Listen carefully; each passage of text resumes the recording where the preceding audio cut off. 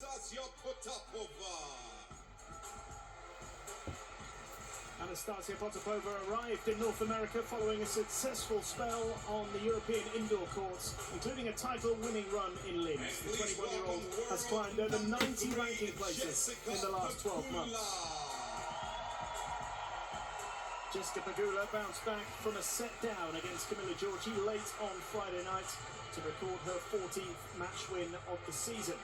The American has an impressive recent record in big tournaments, having reached the last 6 quarterfinals in her last 7 WTA 1000 events. Well, welcome back to Stadium 2, second match of the day. Third round action of the BNP Paribas Open 2023.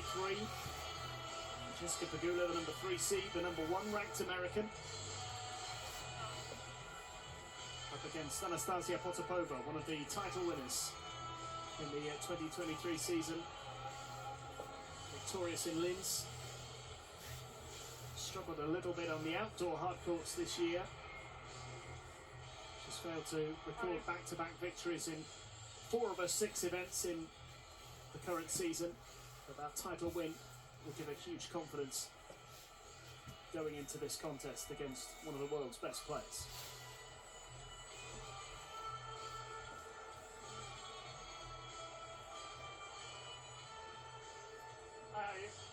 So ladies, nothing new for this match. Just keep it on your surf clutch, please. And TV changeovers too. For the towels, Anastasia, if you want to take number 1, Jessica number 2 for you, please. Any questions? No. This is heads, this is tails. Heads. Tails. Receive. Stay, have a good match.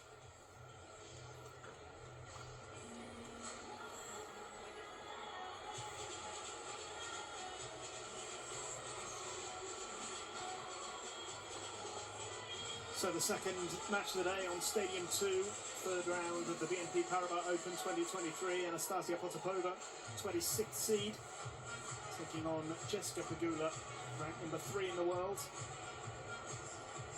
Two players in good form, with the winner to face either Petra Kvitova or Yelena Ostapenko. Maria Sakkari also in this section of the draw, just made it through on this court with a 2.5-hour victory over Kalinina. She'll play the winner of the match between Karolina Pliskova and Veronika Kudermetova, which is already underway. Oscar Chamberlain and Lucy Al here to take you through once again.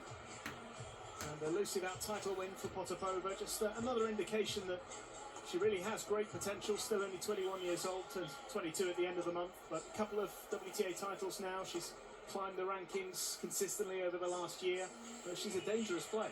She is a dangerous player. She's a very good junior and quite quickly made her mark at tour level, but she's had some struggles as well. She's been quite open and honest about that. You know, she felt that she really lost a bit of the desire and, you know, the grind of the week in, week out, which, you know, is never easy, but she certainly seems to have got a new lease of life. It has made a difference, and back out on court, really enjoying her tennis. And she's a dangerous player, such a competitive, aggressive player as well, really good ball striker.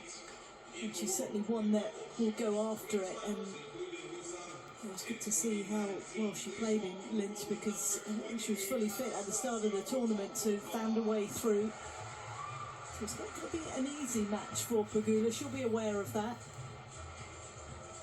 Pegula in pretty good form this season, runner-up in Doha, of course. Made the semi-finals in Dubai, quarter-finalist at the Australian Open. Third consecutive year that she made the last 8 in Melbourne.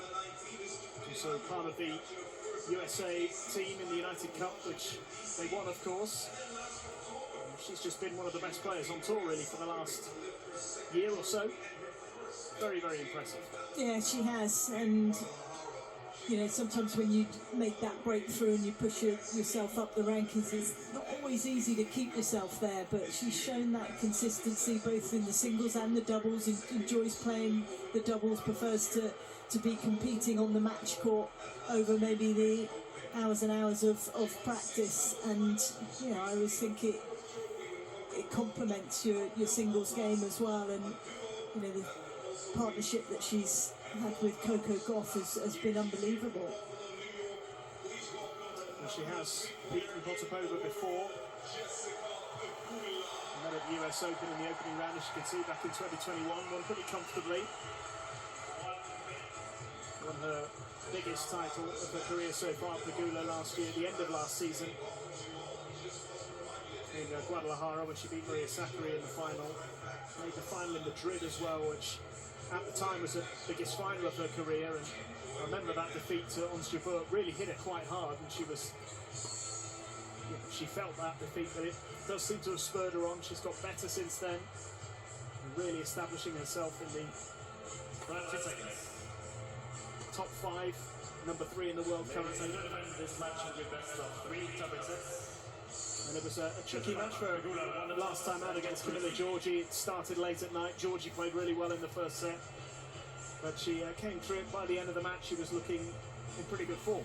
She was. I mean, never easy up against Giorgi. Such a dangerous player, and one that has been, showing some real consistency with the title win a couple of weeks ago. But you've got to be mentally really switched on when you're playing her. She said that she felt as the match went on, she served better and better, and the depth that she was able to produce as well, just stopping Giorgi being able to really control too many of the points. She was pleased to come through. Pegula a strong favourite for this one. Not entirely surprising. I mentioned that meeting at the US Open in 2021. That was their most recent encounter. They also met in Doha in qualifying. That was at the start of the 2021 season. Pegula winning that one in 3 sets, but shows you just how far these two have come